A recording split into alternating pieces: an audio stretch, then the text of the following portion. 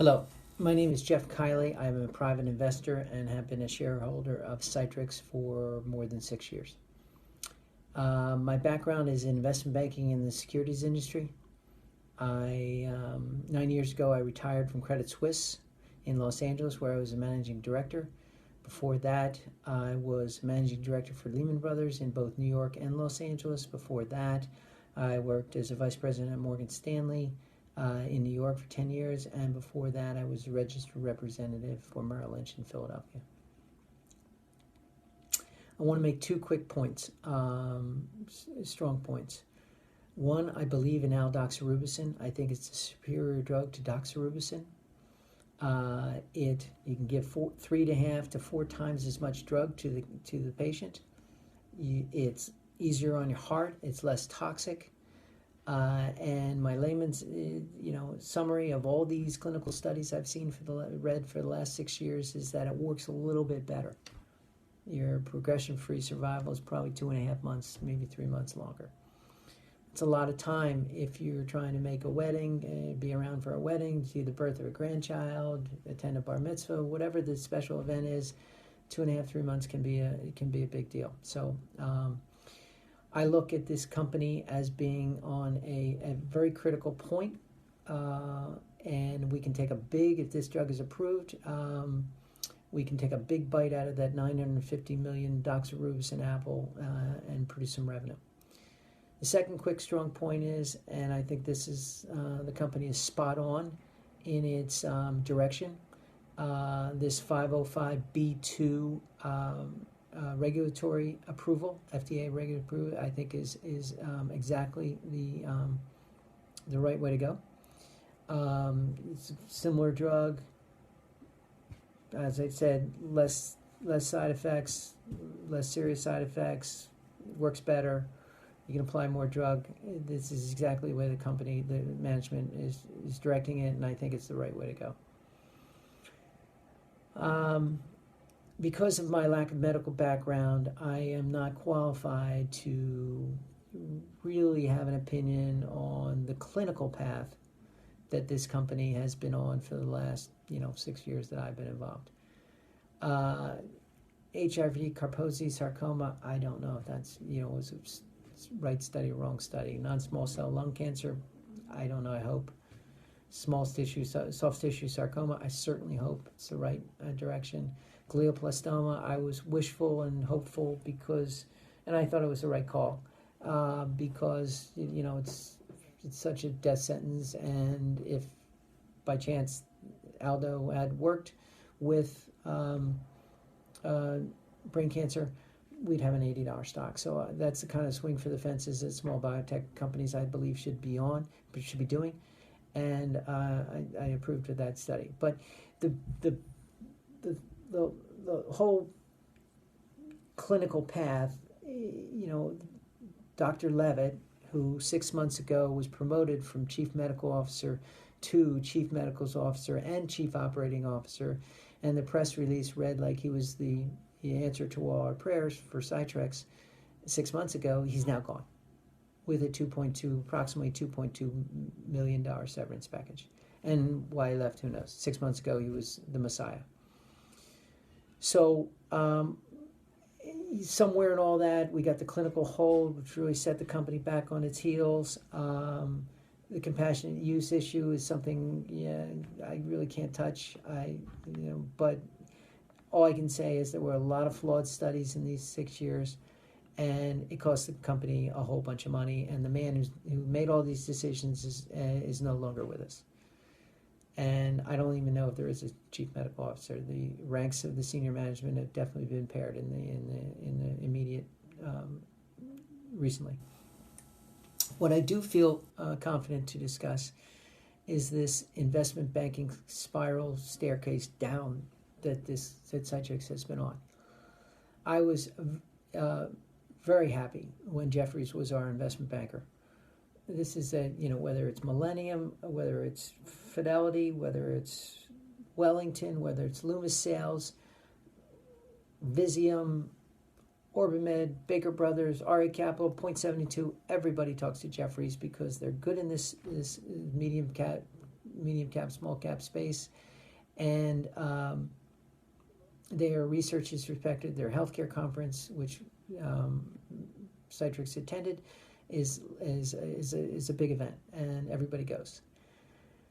And things didn't go well with the clinical hold, so all of a sudden we're dealing with Cowan, which still has somewhat respected research, but that didn't last long, and pretty soon we're at Oppenheimer, which were going down, and then FER was long gone, and then all of a sudden names were doing financings through Aegis, and we're doing financings through Joseph Gunner, and then the granddaddy of them all, W.C. Wainwright and Rodman and Renshaw. These are companies in my 30 years of investment banking I'd never heard of before. All of a sudden, Cytrx was doing their financing. I'd never heard of them. Granted, I was up here, but these were names that I was just not familiar with.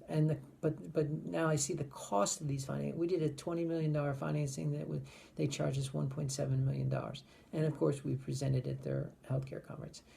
And then we did a financing recently at $15 million financing, and we were charged $1.2 million. And let's not forget the $25 million loan that we're paying 9.5% on currently. 9.5% on $25 million. If you wonder where our cash is going, these are the answers. A lot of it's going to investment banking fees. And, all the first-class airfare to fly to all these healthcare conferences, make the case for why institutional sponsorship and institutional support should be for our company, and it hasn't happened. It's just not working. And ESMO, let's not forget the European Society of Medical Oncology. We're flying to that every year, first class airfare for, and even in the annual meeting on the 12th of July, our CEO said, David Hein, and he have traveled the world. And it's right, he has traveled the world telling this story, and the story's out. And it's not going well. The second area I want to talk about is corporate governance, because this has been not only expensive, it's troublesome to me. I just can't get my arms around it. The fact that our shareholders are suing us all the time, and in my mind, this is one man's opinion, they're winning. The suits are, from stock promotion. I don't know really what that term means, but that was the one suit I want to talk about, where our own shareholders were paid $8.5 million worth of value. Now that breaks down into $4 million of cash, of which management was very clear that $3.5 million of it was in was insurance company paid for. But what do you think our insurance rates went to at the end of that? And what do you think our legal fees were? And what is stock promotion that we have to pay? And we gave them $4.5 million for these shareholders, $4.5 million worth of stock, which turns out to be a pretty good trade because the stock's now 55 cents or whatever it is. But that was one suit I wanted to highlight, which obviously no harm, no foul, as the Wall Street likes to say, no admission of guilt. But to get the thing to go away, the shareholders received $8.5 million worth of value. Next lawsuit was we couldn't do the stock promotion internally, so we hired a public relations firm to do it, and our shareholders didn't do that like that, and they sued us again, and in my mind, they won because we agreed not to do it again, and of course, more legal fees. And then the one that really smells the worst to me is the self-dealing one, where management, and I'm talking Levin, Callows, Kriegsman, Ignario, Rubenfeld, and I don't know who else, received options, were issued options at $2.39, which still may be worth something, but still could have been worth something. But our shareholders didn't think that was fair, and so we adjusted that price to $4.66. Again, admitting no guilt. So these three lawsuits, and all my information that I'm discussing now comes from the Cytrx website, and it only goes back 3 years. So I don't have any more information that I can talk to you factually about. But it's expensive. It's legal fees. It's insurance fees. It's why we have to constantly raise money at these exorbitant usurious price charges, and it to me indicates poor management decisions, as my mother would say, poor judgment. And the granddaddy of them all is Freiburg. I don't know what goes on in Freiburg, but I remember, and there's only one mention in the 3 years worth of news releases anymore about what goes on in Freiburg, Germany. It was mentioned at the annual meeting this year that most of the operatives, most of the people that work for cytrx are now located in Freiburg. So that means, we're still spending a whole bunch of money in Freiburg. I don't know what goes on in Freiburg. I don't know what Freiburg cost us. I have no idea, and I pay a lot of attention to this, but we have this linker plant. Now, let's say we've developed a drug in this linker plant. We wouldn't have the money to do a phase 1, phase 2, phase 3 because we're running out of money because of salaries and airfare and cost and et cetera, et cetera. So, again, I just can't get my arms around these decisions, and I don't see how they benefit shareholders. One of the things that sticks in my craw is the fact that there's this ongoing feud between the number one internet biotech blogger in the business, Adam Feuerstein. No matter what our company will say, he will take the other side of it. There's obviously a venom between the two of us. And it all stems from the fact that at least 3 years ago, Feuerstein decided he would pick the 3 worst biotech CEOs in the industry. The first one he picked was the CEO of Dendreon. Dendreon had an approved drug, FDA-approved drug for advanced prostate cancer. And the company filed for Chapter 11. That CEO was highlighted as one of the worst. He went, the company went under. Second, I think Valiant bought it actually, and does sell the drug. The second one was the CEO of Galena Pharmaceutical, which is also a oncology. I don't follow the company very carefully, but it's an oncology company, and because I think it went from $9.63 to 56 cents where it is now, and they fired that CEO.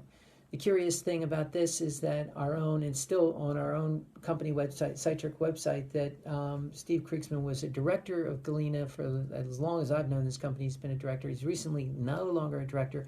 My sense is he got off the sinking ship for liability reasons. But the curious thing was he was the chairman of the compensation and transaction committee for Galena. So he understands compensation, which that's no surprise to anybody. So, where are we with all this? A couple of years ago, I asked when things were on a more pleasant standing. I asked at the annual meeting. I said, "Why are we hosting this meeting at the Bel Air Hotel, which is the most expensive hotel in all of Los Angeles?" And the answer I got back was, "Well, we always have it here. It's good luck." So as a shareholder, I'm looking around and I'm saying, where's the luck?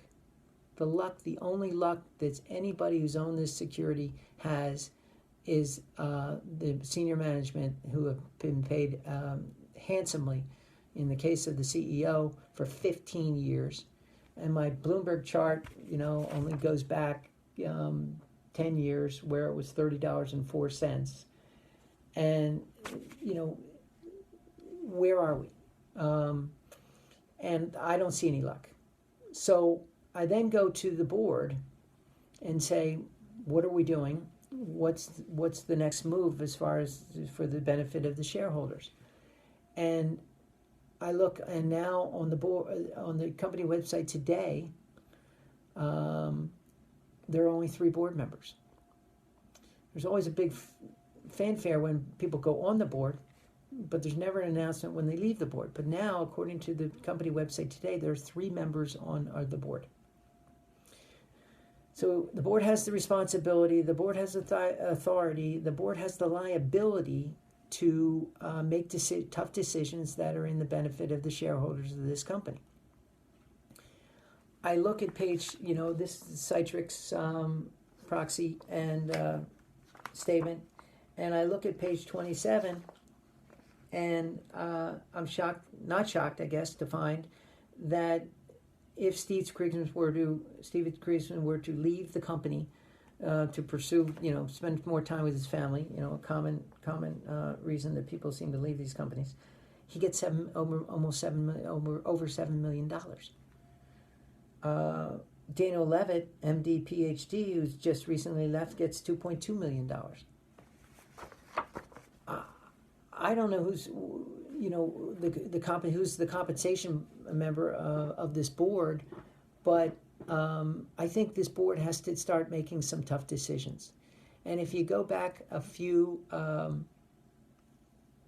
weeks, just a few weeks, when the board of Uber, we've all been in an Uber many times, made, and this founder, CEO, took that company from zero to $60 billion, and they removed him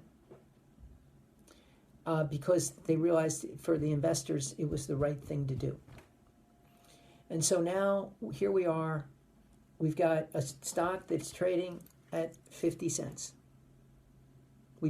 A stock that we just did a financing of 50 cents, and the stock is trading at, 56, 58 cents.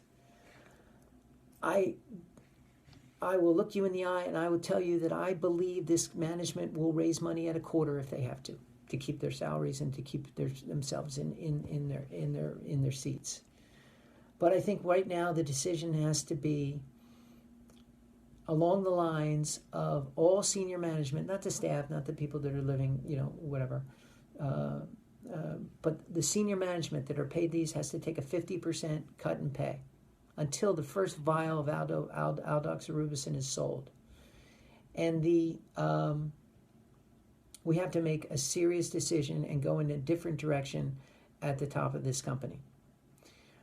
Whatever you look at the clinical path, the regulatory path, I think we're finally in the right direction. We look at all the financing we've done and all the investment banking fees and all the presentations this company has made, and it hasn't worked. We look at the corporate governance and the shareholder lawsuits. We look at Freeburg, which I shudder to think what the cost of Freeburg is. I have no idea what it is, but I know it's expensive. And the fact that we're having, fancy shareholder meetings, which I was not allowed to speak at. I was interrupted consistently during my trying to make a presentation at the shareholder meeting. I was threatened to be arrested. I was a security person from the Bel Air hotel came up to me and said, "You have to leave." And I said, "Well, I'm not going to." And they said, "Well, we'll get the LAPD out here and we'll leave." And I'm just a shareholder trying to express myself in the meeting, and this is the management trying to get me off the floor. I don't think shareholders, they want to listen to shareholders. I think it's time that we raise our hands and say, we've had enough. We need to go in a different direction at the top of this company. And I think it has to happen now. We have to get more board members aligned with shareholder interest. This has been 18 minutes. I appreciate the time you've given me. And if anybody has any questions, I can be reached. I can discuss this. If anybody disagrees with thinks I missed something, I wasn't as positive on certain areas of the company, I'm open-minded and love to hear the other side of it. I just can't see it. I just can't see what's happening very good at Cytrx right now. So thank you very much for your time, and I'm going to say goodbye.